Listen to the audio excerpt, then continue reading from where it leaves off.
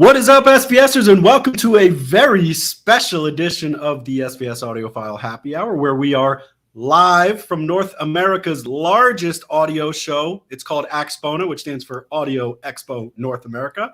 And of course, I am here with my colleague, the Larry Magoo. Larry, how are you this evening? I am great, sir. We're excited to be here and hang out with everybody and be a little loud and obnoxious the next few days. Absolutely. And Gary, you got a different backdrop there. We wouldn't let you in the real room. Where are you reporting to us from? I'm reporting from Siberia, where you guys exiled me. I was in our booth, and you kicked me out and said I had to do this from my hotel room. How rude. Yes. Well, we have multiple special guests, so we didn't want it to get too crowded in front of the camera here. And on that, excuse me. All kidding aside, I'm really happy to be here, really excited about AXPONA, and great to be with the SVS community. Yeah, and we will riff a little bit about why we love these shows so much a little bit later on. But we have a very special guest who is and we want to get to her first, just because she's got a lot to do this evening, and so do we. But you know, we're gonna get to our pacing, so we're gonna say goodbye to Larry for a few minutes, and we're gonna bring in the event director for her second performance. You're not performing. Not performing. Second appearance on the SVS Audiophile Happy Hour. This is Liz Miller-Smith. Liz, how are you? I'm doing great. And she is the event director, like I said. So she has about as much stake in this show as anyone else. And so she was kind enough to spend a few minutes of her time just sort of getting people up to speed about what they can expect at the show. And before we get into that, I did want to know just what's a little bit of history about AXPONA. How long has it been around, and you know, what's the backstory for how it got started? So it started about 12 years ago. Our founder, Steve Davis, started the show in Florida. And, you know, he was a member of the audio industry for a really, really long time, decided to get into show business. He ran the show for a few years, and then we started running it. We moved the show to the Chicago area in 2013. And my company's been running it ever since, like in 2014. But yeah, just kind of saw an opportunity to have another audio show, and it's been growing ever since. Well, it has grown immensely, and there are some exciting things happening here. What can people expect if they are making the trip to Schaumburg this weekend? You can expect a really big show. So we've got basically 200 listening rooms this year. We've got the other show feature areas, like we have the Ear Gear Experience for personal audio. We've got the expo hall with the record fair. Also lots of accessories and stuff in there, but just like hundreds and hundreds of brands. Yeah, and just to give you an idea, when she says 200 listening rooms, I mean, you're talking about some rooms with $150,000 turntables and tube amps, other ones that are, you know, running some of the craziest headphones you've ever seen in your life. And then, you know, you have SVS, which we're going to give you a tour of our rooms here in a little bit, but doing full home theater and wireless audio. So you really get a sense of everything that's happening in the audio industry. But it's not just about demoing gear. There's some live elements to it as well. What kind of concerts are going on? So we've got 2 evening concerts. We've got Anne Basone tomorrow night, Friday night. She's a jazz vocalist. And then Saturday night we have Amber Rubarth, who is a kind of like indie folk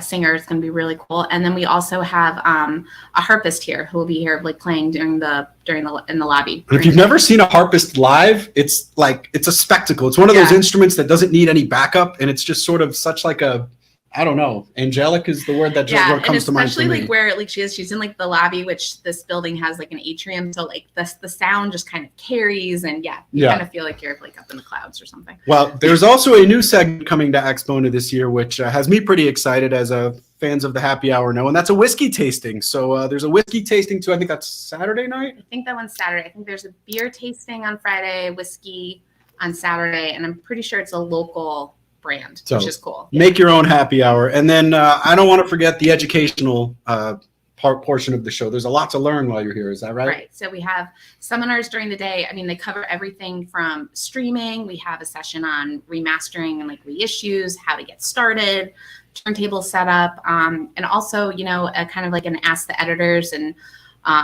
you know, if you have any questions for kind of like the media community. So runs the gamut. That's really cool. Yeah, I saw one about cables. Everyone loves to talk about cables. Vibrations. There's one on reviewers on reviewing, just a bunch of reviewers. So some really cool stuff. And then Larry and I, tomorrow morning at 11 a.m., we're going to be doing a master class on subwoofer setup and optimization. So that's another fun thing that you can come check out. So all sorts of great educational live entertainment, 200 listening rooms, earphones.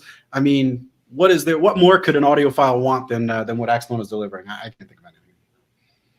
I don't know. Let me know if you think of something else. I'll make it happen. Well, I know you have to get to a reception, the opening reception, where there's another band coming on tonight, and all the folks who have been setting up tirelessly all day will be attending that. But anything else you want to leave us with before you get down setting up for the reception? Just, come on down this weekend. It's not too late. Tickets are on sale online, and we hope to see everyone. It's going to be a great weekend. You can get a 1-day pass, you can get a 3-day pass, but we're at the Renaissance Schaumburg, and it's AXPONA.com, AXPONA.com if you want to check it out. Liz, thank you very much. Thank you so Good luck much. with the show. I'm sure we'll be running into you soon. I will see you soon. Excellent. Thank you, Liz.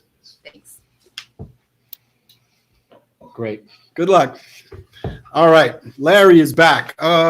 Let's go. Let's do our normal intro that we do now, because there may be some first timers here who have never joined the broadcast before. We are going to have 4 excellent giveaways this evening. All you got to be eligible to win is leave a comment, and I see there's lots of comments. This is for our virtual community, not this is for our virtual community. Correct. Yeah, we'll get to a little bit of our on-site activities in a little bit. But for you tuning in virtually, all you got to do is leave a comment. We'll choose names at random, announce them live on air, and then Vince, who's working behind the scenes, will arrange to get your addresses so we can ship that out. And 1 comment makes you eligible. If you leave 50 comments, you're no more eligible than if you leave 1. But we love the conversation, so feel free to dialogue. But Larry, what are the giveaways? They are 4 phenomenal giveaways, and we are going to kick things off with a pair of Prime Wireless Pro powered bookshelf speakers. Wow. Then an SB 1000 Pro, followed up by a 3000 Micro.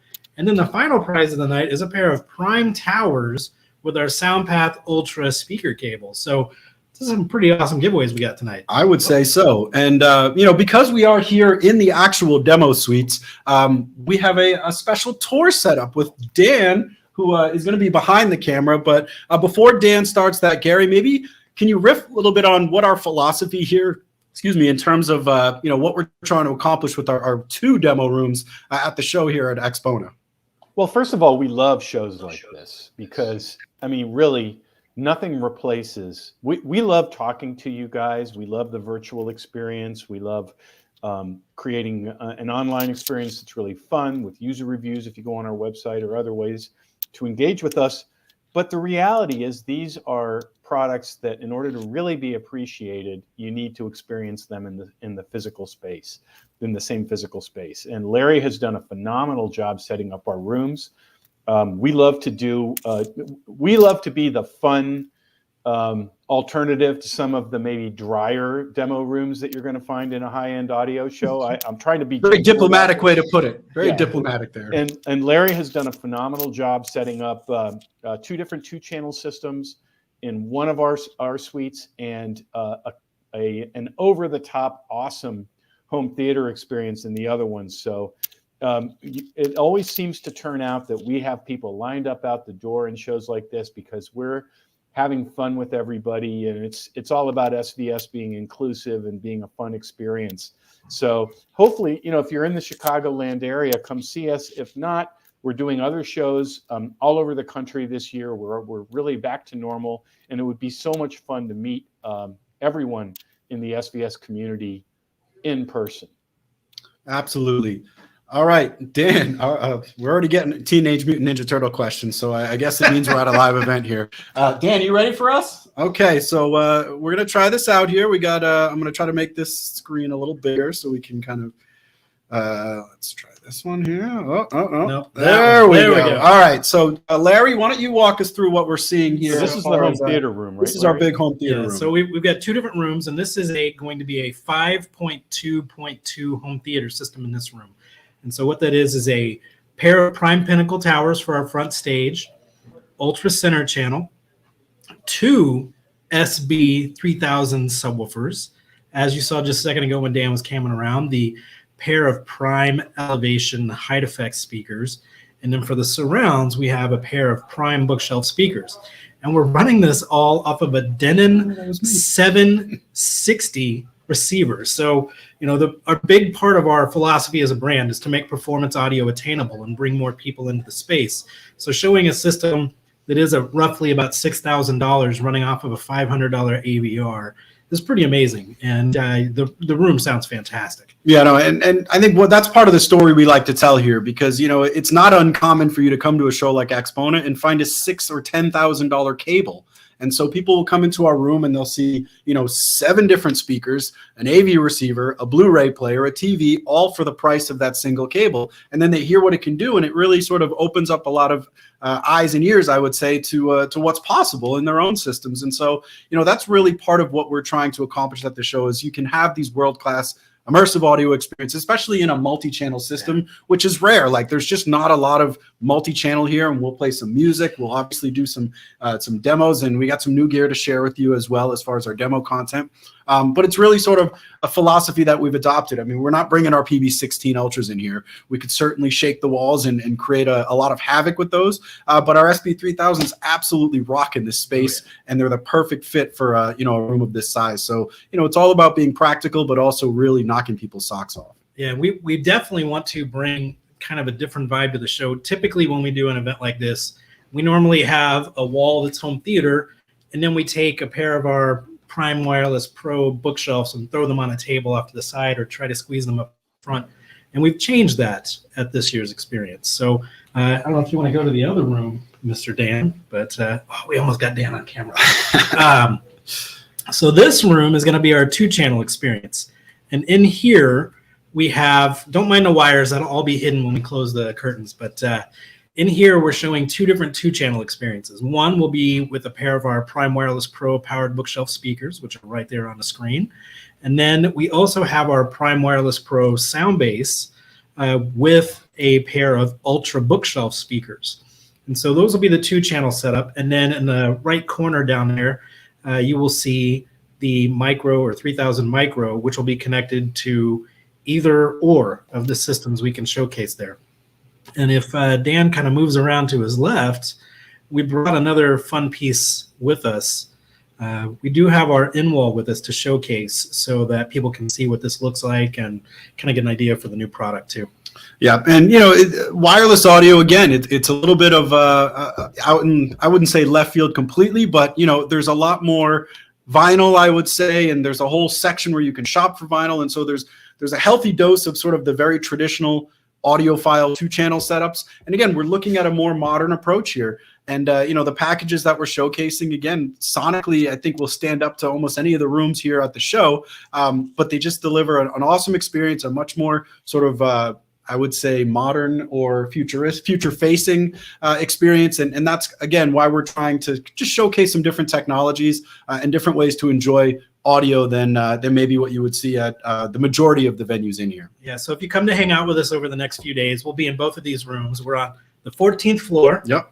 Room 1444 and 1442, right at the end of the hall, because they do know we're going to have some fun. They put us at the end of the hall because they think we're going to create a lot of mayhem, and they want to make sure that not everyone has to hear it. But well, they've learned from their past experiences in terms of sticking us between 2 very sort of more, I guess, what was the word that you used earlier? Drier? Was that dry, the term? Yeah, dry. And they think us having our own little wing of a floor works a little bit better for what we like to do, and I tend to agree. So yeah, and I see somebody saying make sure we're near the fire exit. Luckily, the stairs are just on the other side of us, so if we do happen to knock the building down from the experiences in here, I think we'll be okay. And then 2 more notes I'll throw out there. I did mention our masterclass, so if you are coming here, Larry and I at 11 a.m. tomorrow in the main masterclass theater, which is right in the lobby, we'll be doing a presentation, subwoofer deep dive, sort of tips on choosing the best subwoofer, optimization. Hey, there we are.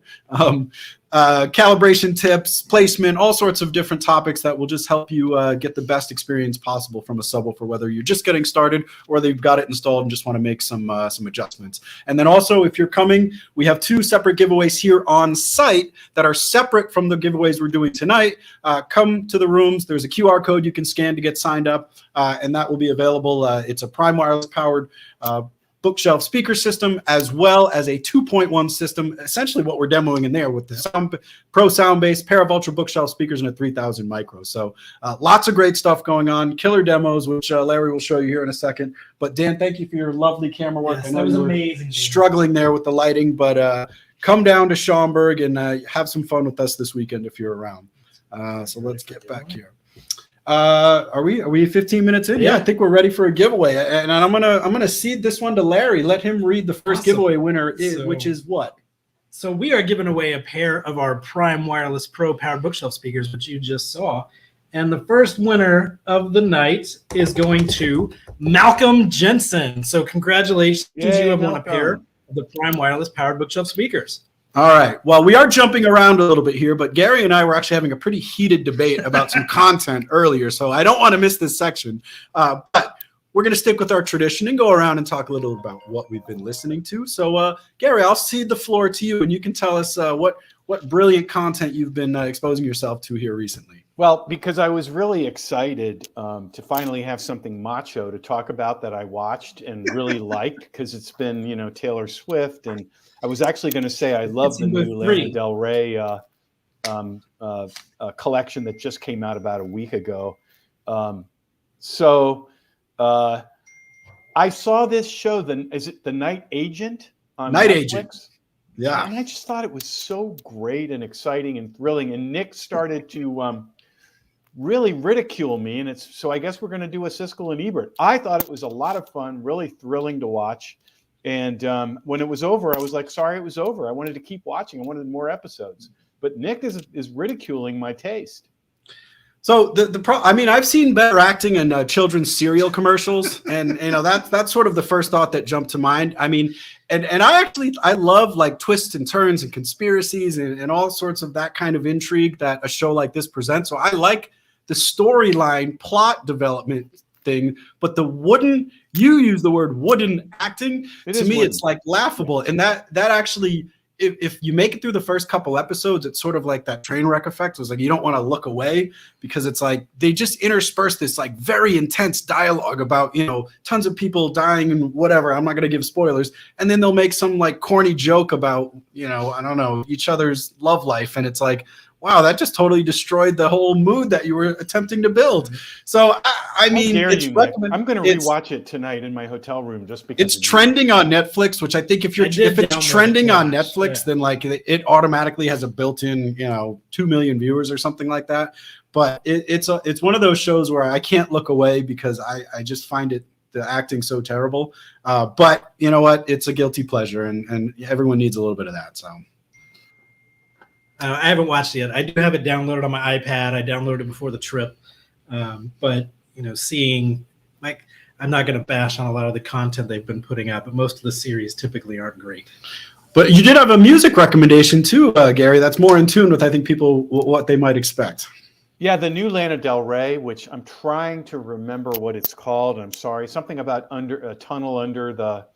something, but you'll find it. It's brand new. It is brilliant. She's a force of nature, and I get to say that because I did have my macho TV series, so now I can show my more gentle side by saying I really do love the new Lana Del Rey. This is Larry, not Liz. I forgot to change the names, Yeah. but yes, like Gary, I started listening to it, and you know what? I think I might be a convert there. So. Good. That's good to hear. So Larry, we actually stopped by one of our favorite movie stores and picked up some new content that we haven't quite dug into. So I don't know that you can give opinions on all of these. Well, I've seen a couple of them. So, we collect movies to demo free wall. We always like picking up new content. And today I picked up Devotion, who we actually know the audio mixer. He was on the Happy Hour. That's right. Plane, which I saw when we were in Tampa during the Tampa audio show. Totally stupid premise, but actually quite fun.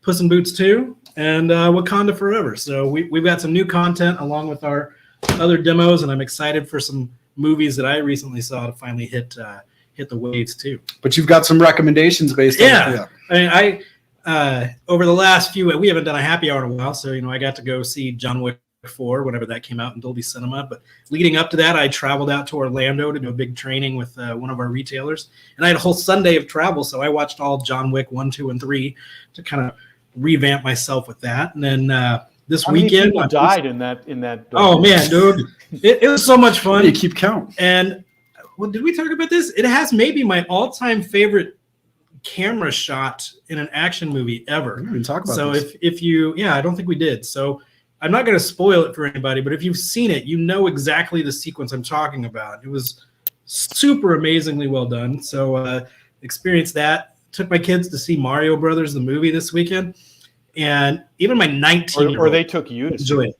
Oh no, I was like, hey, no nostalgia. Gary doesn't let. If you're around my age, Gary hates everything from my childhood. But it was actually really well done because of the way you turned out. But you saw it. Dan saw it. I know. And basically half the world saw it because it made like 400 million this weekend. But amazingly well done. Been watching The Mandalorian, Ted Lasso, which is probably behind Breaking Bad for my all-time favorite show now. Yeah, I want to see Ted Lasso, the new season. Oh, it's I love good. Ted Lasso. Everyone's talking about it. Then started watching the new Waco documentary on Netflix on my iPad. And somebody asked what I use when I'm on my iPad. I just use a pair of the Sony 1000 MX4s or whatever. Mm-hmm. And then got a bunch of concert tickets that I'm super stoked for. We want to see The Cure in a few weeks, Three Doors Down and Candlebox, Counting Crows with Dashboard Confessional, Pink, and there's another one I'm going blank on. But so many shows coming up. These live? You're going to Wow. Larry's on a music kick. I know. I'm so stoked. My wife and I are we're looking at the calendar and I'm making sure I'm not traveling for all this stuff we have coming up. I'm like, okay, I got to make sure I'm booking an early flight home so that we can make it to that show that night. So.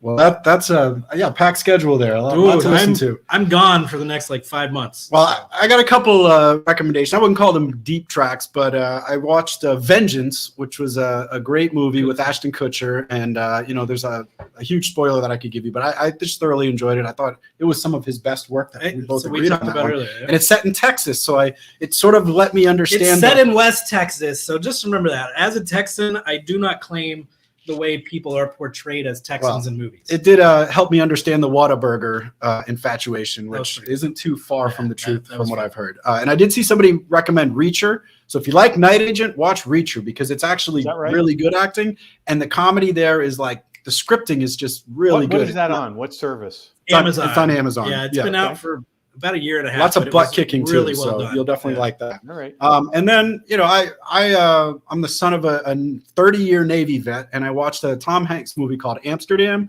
which basically the entire movie takes place on this destroyer, and it's just I've been in Tiger cruises where I go out for a night on the ship with your dad, and it was just seems so accurate in terms of the terminology they were using, and there was lots of boom booms with depth charges and missiles and submarines fighting. So put the subwoofers to work as well. But I would check out if you like sort of military movies that are truly more about sort of that military experience, not so much about a love story that goes along with it.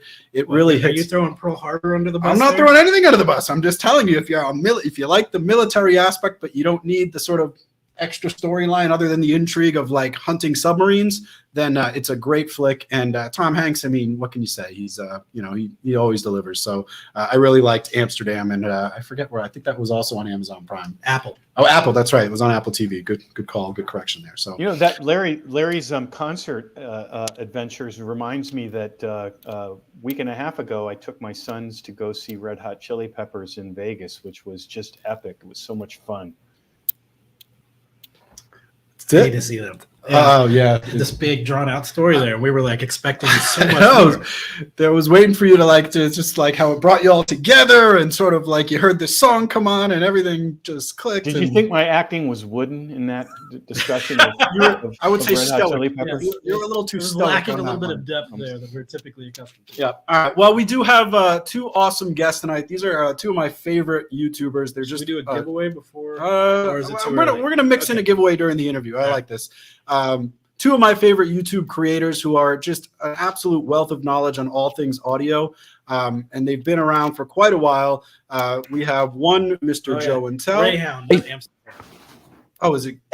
Oh, you're right. Yeah. Amsterdam. Greyhound, not Amsterdam. Oh my gosh, Amsterdam's like a cheesy doctor show. Thank you for NBC correcting me. I also watched That's Amsterdam. Why I didn't know what the hell you were talking about. No, you're right. Amsterdam? Sorry about that, and sorry for derailing your intro. What is it called? Greyhound on Apple TV. Yeah. And whoever corrected me, I'll send you a T-shirt because that was just egregious on my part. So again, have you watched Amsterdam? Greyhound. Yeah, I did. Guys, have you watched Amsterdam? No. Well, we're gonna start there anyway. So we have Chana, who's aka Techno Dad from YouTube, and then we have Joe and Tel, both who are just a wealth of knowledge in audio. But I do want to start with any recommendations you guys have, shows, music, TV, movies, things that you've been into. And I'll start with you, Chana. What's been on your playlist? For those of you that have been needing that Jack Bauer fix, there's a brand new show on Paramount Plus called Rabbit Hole, starring Kiefer Sutherland. 4 episodes in. Woo! I hear it's really good. I heard about that. Yeah, My wife recommended that, and she hasn't started it, but I think that might be our next couple date night TV binging. Paramount Plus is like the only one I don't get. Does that mean I have to sign up for that? it's so I got ridiculous. it many free of with these my things. grocery service. So We also watched stuff. So we had a record-breaking snow here in Mammoth. So our satellite dish for DirecTV has been covered in like 8 feet of snow. So we always have to stream something. And if we're watching Yellowstone on Paramount, that's not available on Paramount Plus. So you have to have both the Paramount app and the Paramount Plus app. It's so annoying. So annoying. So yeah, I feel your pain, Gary. Like we have so many apps, like and now I'm paying more for all the apps than DirecTV. Is that's what they wanted to do? Somehow I don't think that's an accident. I hope you guys have somebody to bleep because Chana's getting heated over here. I'll edit myself. There you go. So, Joe, what about you? What recommendations you got for us? Oh, there you go. The curse bleep. Yeah. I don't know. I don't watch too much. I don't have very much time to do all that. But normal stuff. You guys mentioned Ted Lasso. I love that. I like Shrinking on Apple TV. I think that's like number 1 or 2 right now. Mm-hmm. And of course, Mandalorian. Actually, the last episode had some pretty good bass in it. So I've heard that's a good demo. I need to watch that. Yeah, the yesterday. The most recent one that was just came out. But that's pretty much it. And you got kids too, so I know you probably get to tune into some of the stuff they're watching too. Do you guys see the Super Mario Brothers movie yet? No, I'm bumping Blippi though.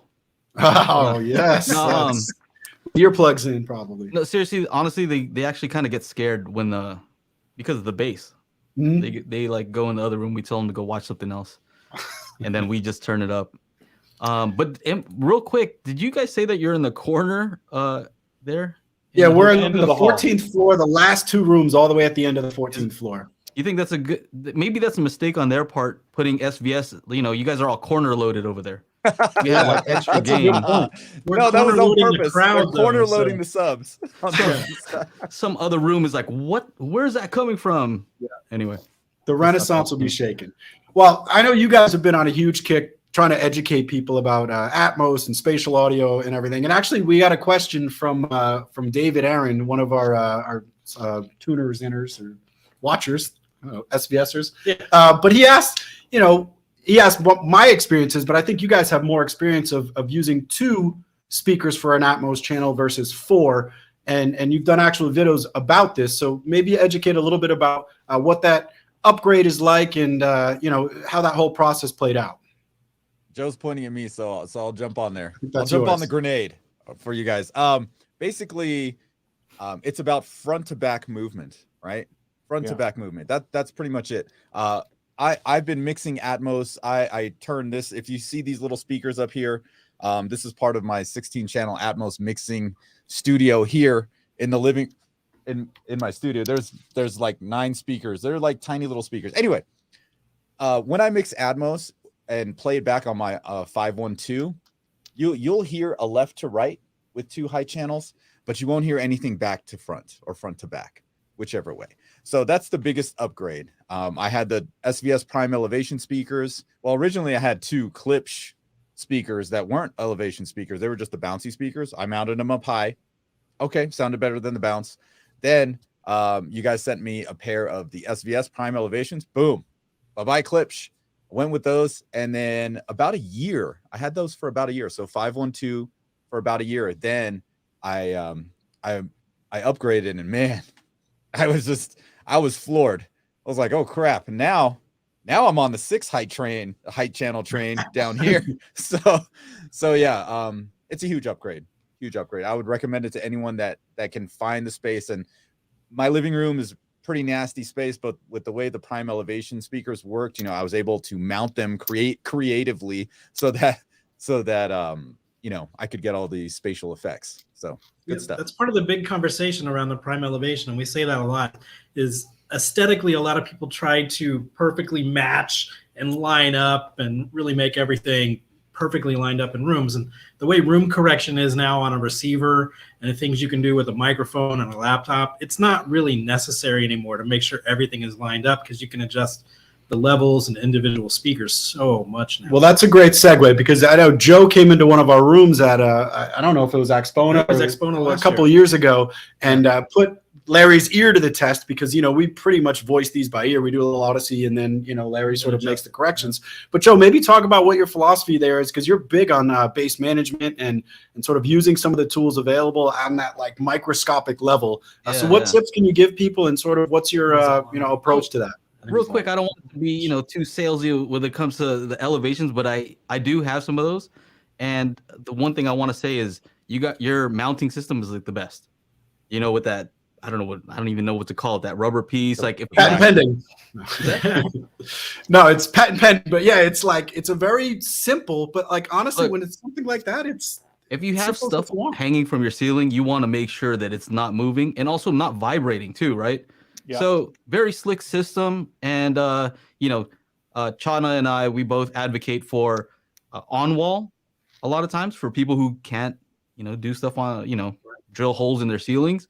I know some people aren't for that. That's for a different topic of discussion, but the fact that they're angled is actually extremely useful, you know. So anyway, yeah, there they are.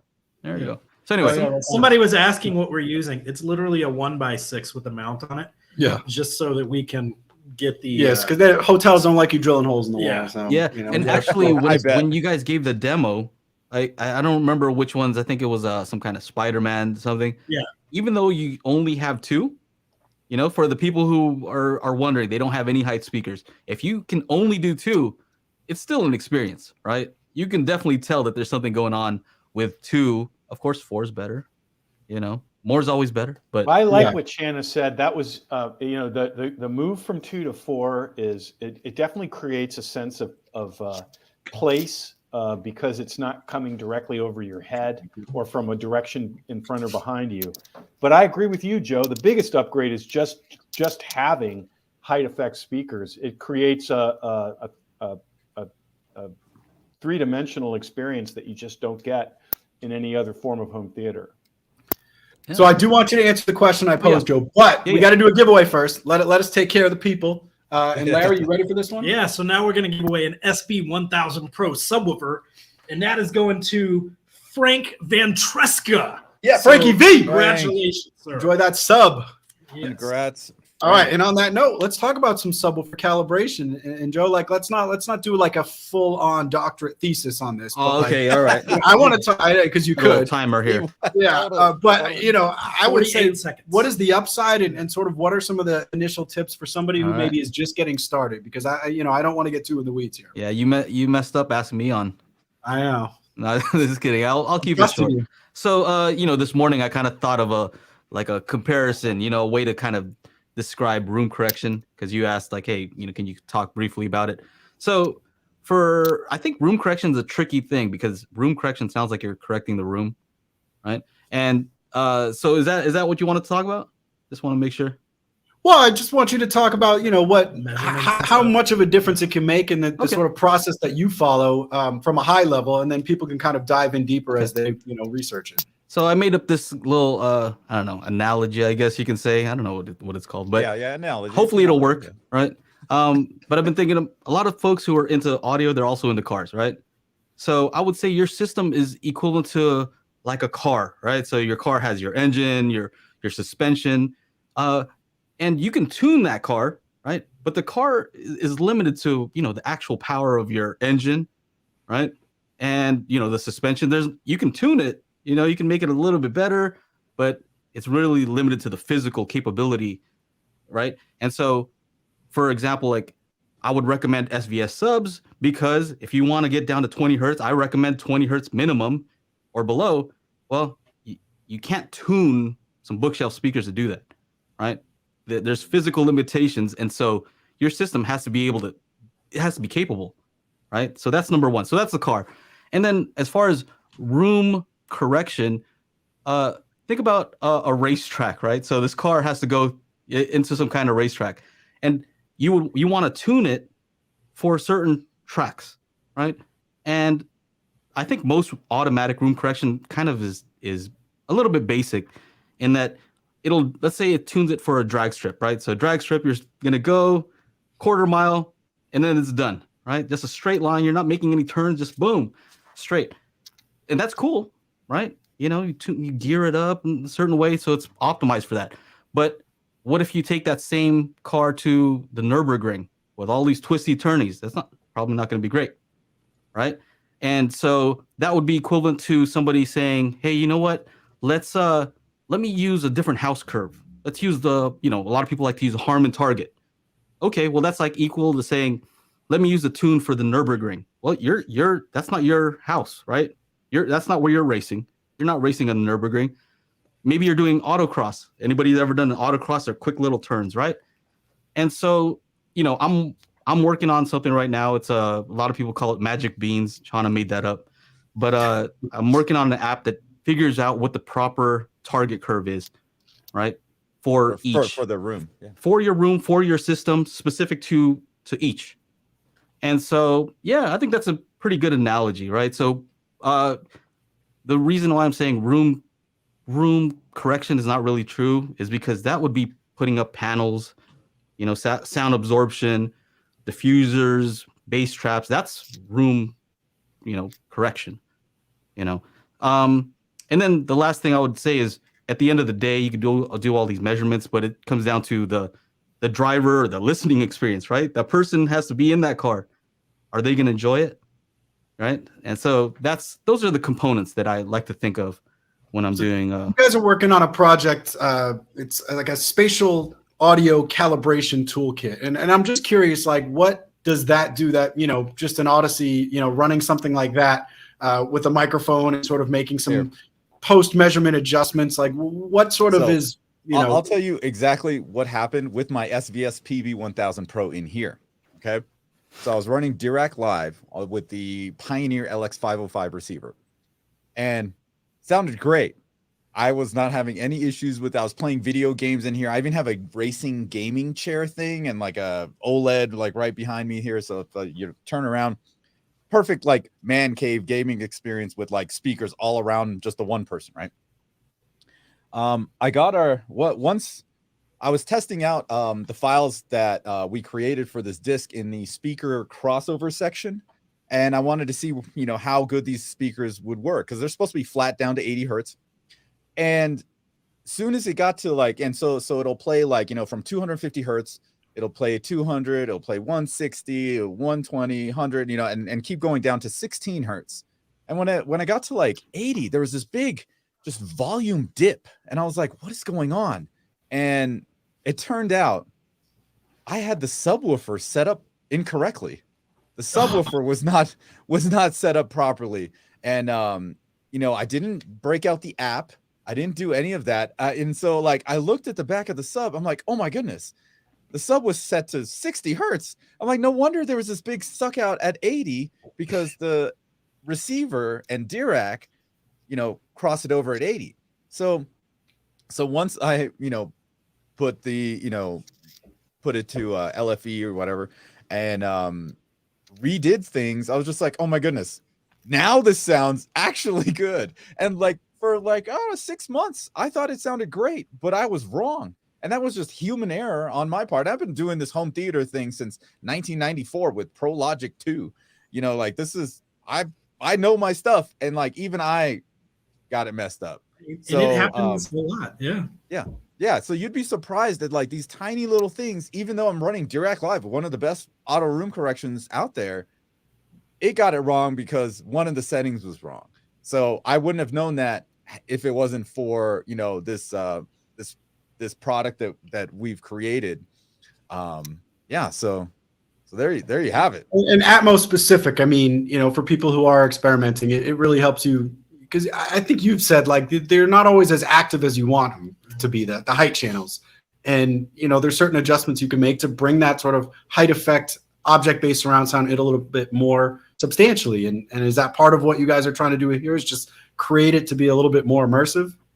Yeah, well, actually, so I needed this because I do remote calibrations for people with Atmos systems, and there's no way using REW to access height speakers, right? Or if they have wides, you can't really access those directly. You can only access 7.1 channels directly, right?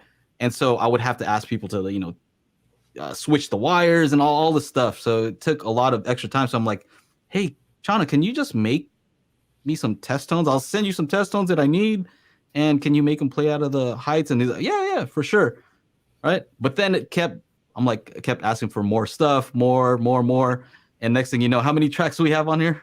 Made 160 Dolby Atmos tracks for this, 160 across like 13 sections. So is that like 2-point font on the back to show all 160 chapters and stuff? No. We just go with the 13 sections, and in those sections there's it's for everyone that has a 5.1.2 Dolby Atmos setup all the way to a 9.1.6. So we have all 15 discrete channels, including the LFE channel, so 16 altogether. And basically what it allows you to do is it allows you to help you actually test your AV receiver and make sure it's making the proper settings. Joe was just on a phone call with the gentleman for hours because one of the settings was wrong in his 8805 Marantz. This is a $3,000 processor. And just think, it's been wrong for like a year and a half. He's been listening to all these movies for the last year and a half. It's been wrong. And just not on. I mean, his middle heights were just not really working. Yeah, his middle heights were not working because of one test. And he kept on saying, hey, I'm using your disc and the middle heights, all that comes out of the rear heights. What's going on? And then, he'll use the test tones in the AVR and it's sending sound to the middle heights. But what happens in the test tones of the internal test tones in the AVR Pre-Pro, they do not engage Atmos. And that's a huge thing because he would have been able to tell if there was a problem if it engaged Atmos. But all the Pre-Pro does is it takes pink noise and sends it to a speaker terminal. And if you have the appropriate speaker connected, it'll work. But with our disc, it actually engages Atmos and then sends the test tones out so that you can get an accurate representation and do your level matching when Atmos is engaged. So that was one huge thing that makes it totally I got different. one track that I think that your customers are going to like a lot for folks with SVS subs is we have the LFE crossover track is for finding where it should cross over, but it goes down to 16 hertz. And we found a use case. I don't know I forgot who it was. I think, anyway, but if you use that track and turn it up, you can start to find which frequencies activate certain, resonances in your room. And so you might find one specific tone and like the picture over there on the other wall is like, and you got to bust out the blue tack and kind of, Yeah. Well, there's a ton of information you guys have shared on both your YouTube channels. So I encourage people to check them out at Techno Dad and Joe and Tell. They're easy to find on YouTube. And there's more information about the toolkit and everything like that. But before I let you go, Joe, I have to implore you to tell the story. He had about a year ago a fire in a storage locker, and I just thought this was great. You actually made a video about it. It wasn't great. It was tragic. Oh my gosh! Yeah. So, but I knew what you meant. Tell us about your great fire in your storage unit. Can you share that? Can somebody share this? I have on my screen. I have the video up. So this is a good a new way to sell speakers. Wow. All right. So this is you guys can hire me. See.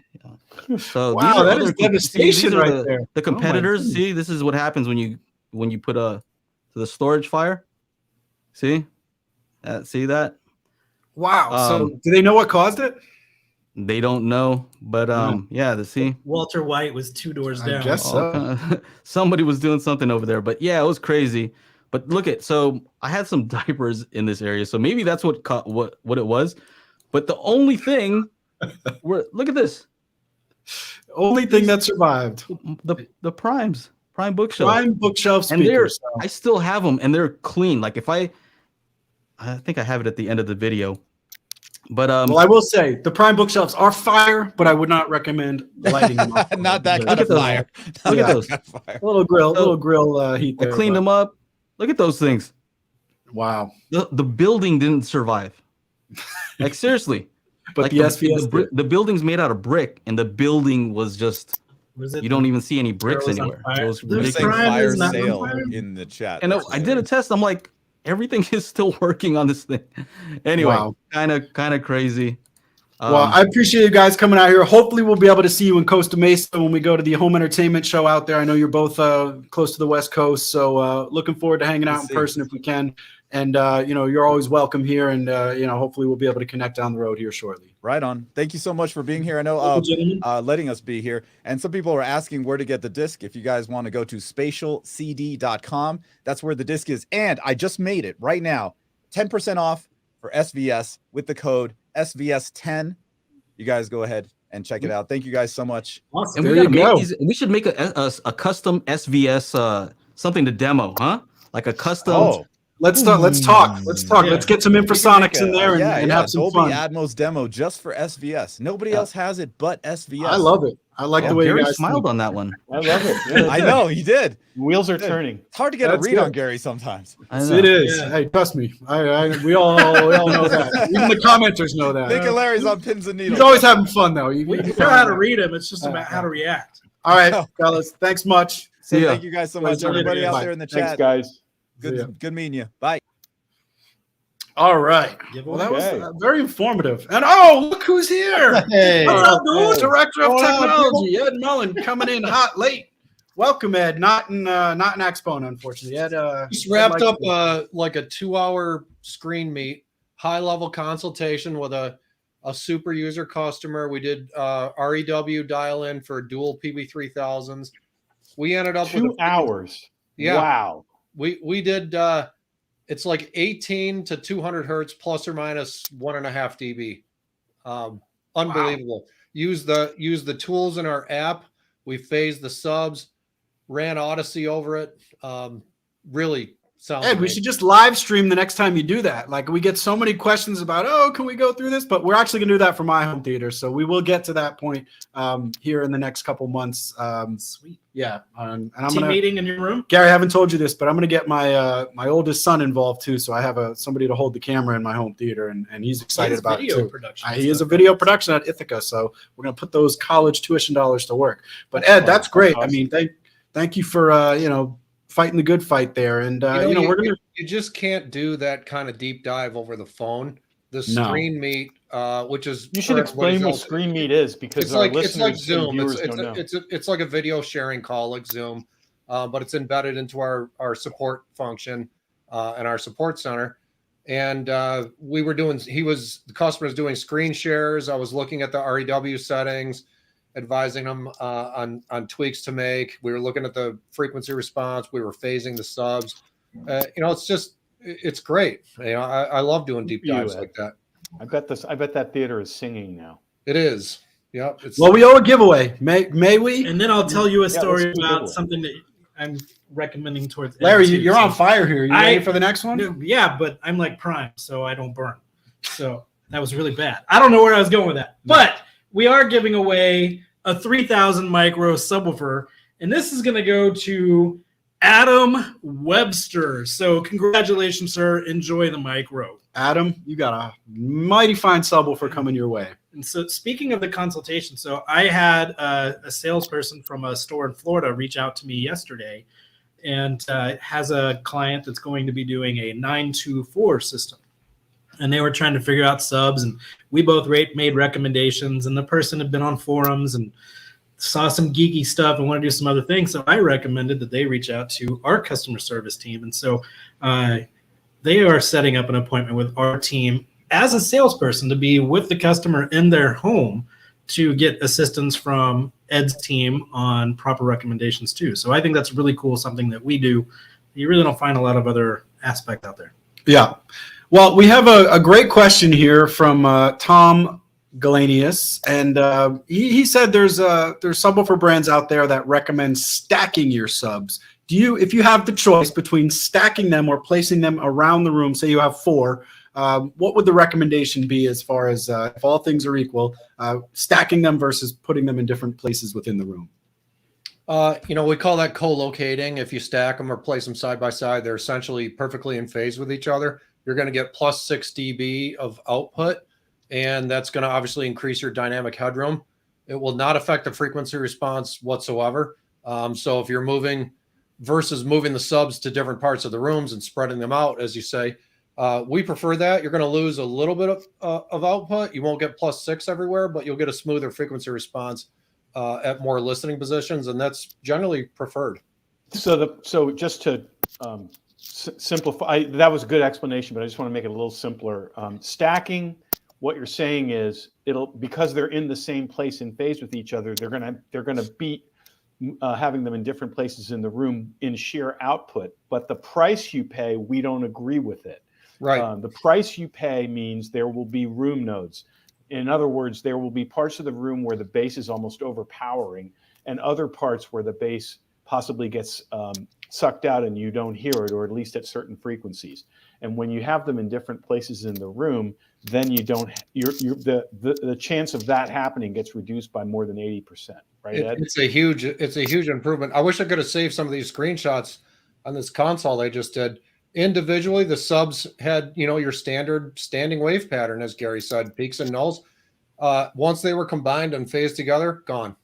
And then we ran Odyssey on top of that, ruler flat.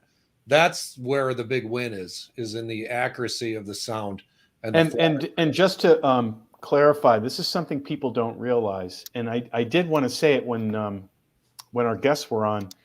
Odyssey can fix mid-range and higher frequencies with a lot more ease than it can fix bass, because, for example, if there is a part of your room where there's a null, that's caused by the physical placement of the subwoofer. And so Odyssey can dump as much low frequency at that frequency as it wants to try to fix it, but it won't fix it because it's a physical problem.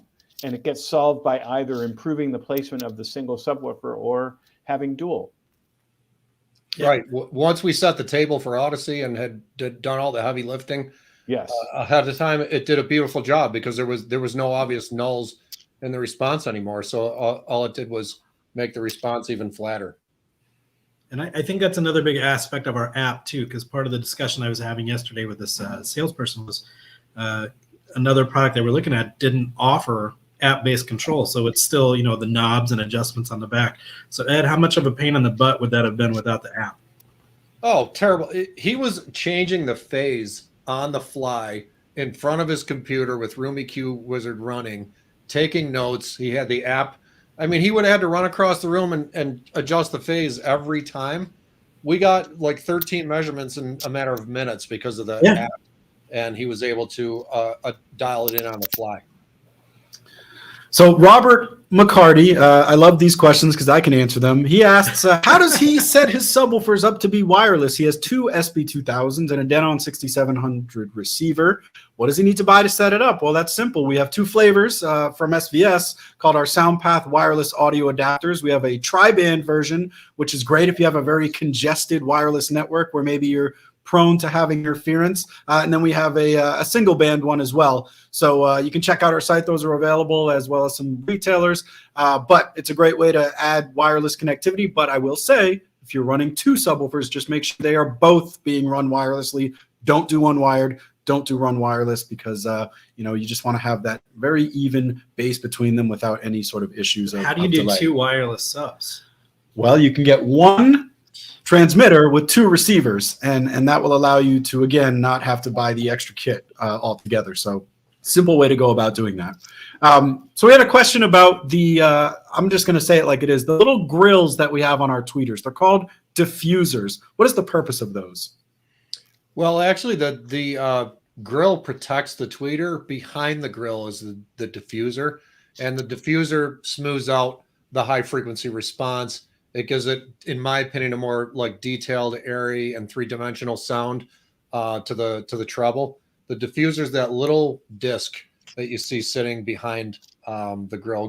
Gary has a lot more experience in that area than I do. He might be able to comment more, but I know that we have spent a huge amount of time tweaking the diffuser design to get the tweeter to sound the way we wanted. And one of the things about diffuser, this was something that we worked on very exhaustively on Ultra series speakers, which was our first range of speakers. We were in Canada at the NRC, which is the very famous research facility in Ottawa.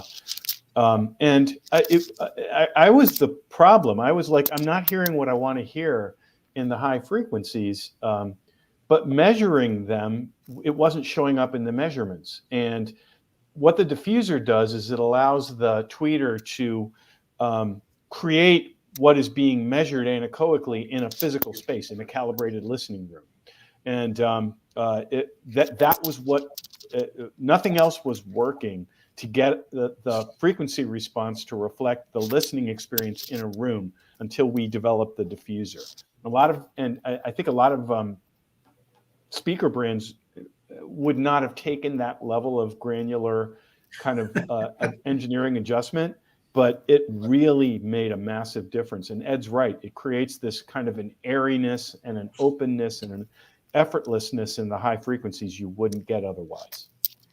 Well, Tom C., I love this question, asks, are Nick and Larry as close friends in real life as they seem when we are on TV? I guess we are on TV. I hate your guts. Yeah. Me and Larry are like two peas in a pod. We spend more time together, I think, than anybody on the road in the company. Yeah, and we talk a lot during the week and geek out. And yeah, so we have literally. If Nick is planning to talk to Larry about something, and I'm talking to Nick, I'll say, by the way, can you tell your boyfriend this or that thing? Because they're pretty connected. Yeah, we share a lot of the same tastes in cinematic, entertainment and whatnot. So, hey, and same with music. So I think it makes it easier to hang out on the road, especially. I had a two-part question, and actually Ed and I did a deep dive on this yesterday, but about the new 3000 in-wall subwoofer. First question, is there an ideal placement for an in-wall subwoofer that maybe the conditions are a little bit different than a cabinet subwoofer? So, how do you determine that? And secondarily, in the wall, that's a good start. Putting it behind an acoustically transparent screen. You're welcome. Recommended, not recommended. So let's start with placement, Ed, and go with that one first. Well, placement of an in-wall sub is honestly no different than placement of a conventional subwoofer. You want to try it in a couple of different parts of the room to see where it sounds and measures the best, and has, as Gary had stated earlier, the least amount of standing wave nulls. And provided you can actually install it in that location, that would be the spot that I would recommend. Of course, there's other considerations like running wiring there, but from placement standpoint, not really any different. Well, one thing that comes up is people don't realize our in-wall subwoofer is a complete self-contained sealed acoustic chamber subwoofer, meaning it does not use your wall to create sound. It is in and of itself a complete subwoofer. And that means you don't even have, if you didn't, it would be kind of ridiculous, but if you didn't want to actually install it in the wall, it would still work perfectly as a subwoofer. So there's not that consideration of, what if it's blaring out back in a room that's on the other side of the wall, or those kind of things, because it's a complete sealed acoustic chamber. And placing it behind a screen, what do you have to know about that, Ed, if you're trying to hide all your speakers and all your subwoofers? And this was a cool deep dive we did with AV Nirvana and Seymour screens. And the consideration placing it behind a screen, obviously, is the amount of air velocity the woofers create, and whether or not you're creating some type of visual aberration in the screen by, waffling or vibrating the screen. And there's some specific guidelines that are pretty techy, actually, on how far back the subwoofer should be based on the perforation rating of the screen and how much air it allows to move through itself. But what we arrived at, kind of best practices, keep the sub 5 or 6 inches behind the screen if it's acoustically transparent. And also don't run a ported sub back there, because the port has high velocity and will sort of punch the screen, whereas screen will move. What's that? Screen will move. Sure it will.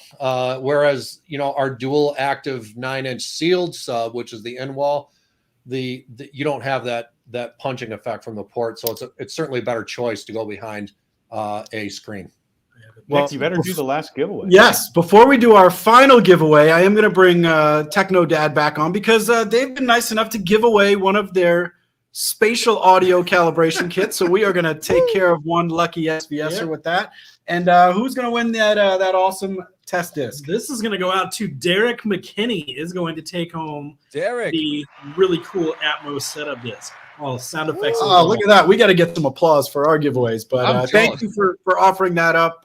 We really appreciate that. Somebody's going to get some great calibration tools with that. And our final giveaway of the evening is a pair of Prime tower speakers as well as some SoundPath Ultra speaker cables. And Larry, who's going to be the winner of these new towers? This is going to go to Drum roll. Jeremy Pumphrey. So there you go. Jeremy. That's a great prize. And he's getting Ultra speaker cables too. Yes, absolutely. Awesome. So just to bring things to a close, we are here at AXPONA in Schaumburg, Illinois. If you are in the general vicinity, you want to come down this weekend, visit us in 1444, room 1442. We'll have 2 full rooms of demos. We're giving away prizes here too, right? To people who attend. We're giving away a pair of our Prime Wireless Pro powered speakers, as well as a 2.1 system with our Soundbase Pro Ultra bookshelves at 3,000 micro and all the cables you need to get that connected. So awesome giveaways that you can win here at the show. And there's just a lot of cool live entertainment seminars. We're doing a masterclass tomorrow at 11 a.m. as we mentioned. And our next happy hour, we'll all be at home. Hopefully at that point, it will be Thursday, April 27th. That's in 2 weeks. So we'll be coming back at you then. But until then, hopefully we'll see you at the show here this weekend. And if not, happy listening, everybody. Bye, everybody. bye.